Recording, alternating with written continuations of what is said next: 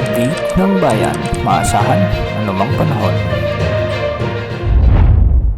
Magandang araw po sa ating lahat. Narito na ang pinakahuling update sa magiging lagay ng ating panahon sa susunod na 24 oras. Sa kasalukuyan ay dalawang weather systems ang nakakaapekto na lamang sa ating bansa. Una rito ang easterlies at pangalawa naman ang Intertropical Convergence Zone o ITCZ. Dahil nga sa umiiral na Intertropical Convergence Zone ay makikita natin sa ating satellite animations na apektado nito ang malaking bahagi ng Mindanao at Eastern Visayas. Sa kasalukuyan nga ay may mga malalakas na pag-ulan ngayon ang nararanasan sa malaking bahagi ng Davao Region, Caraga at Northern Mindanao. Samantalang sa nalalabing bahagi ng Mindanao, apektado pa rin ng ITCZ at may mga kalat-kalat na mahihina hanggang sa katamtamang mga pag-ulan sa may Zamboanga Peninsula, Sorsogon at sa Bangsamoro Region. Samantala nahagip pa rin ng Intertropical Convergence Zone ang Eastern Visayas, ang Samar at Leyte provinces, kaya makakaranas din ng mga lugar na ito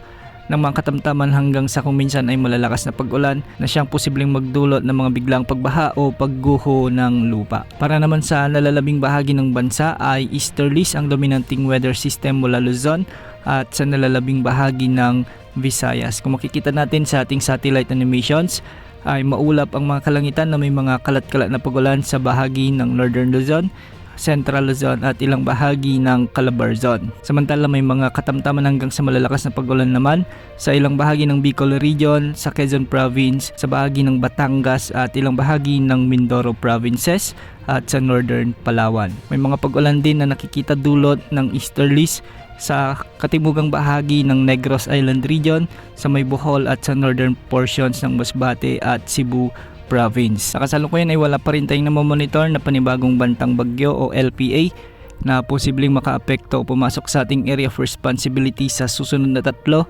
hanggang 5 araw. Sa kasalukuyan din, walang nakataas na gale warning sa anumang baybaying sakop ng ating bansa at ang mga pag-alon sa extreme northern Luzon ay posibleng umabot hanggang 2.5 meters. Sa nalalabing baybayin ng Luzon ay posibleng mga pag-alon hanggang 2.1 meters.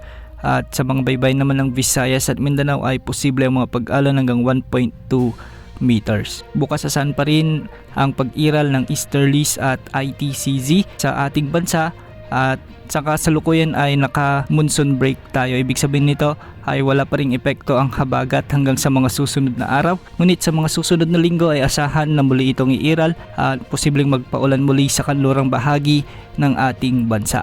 Yan ang update sa lagi ng panahon. Ito po ang weather update ng bayan. Maasahan anumang panahon.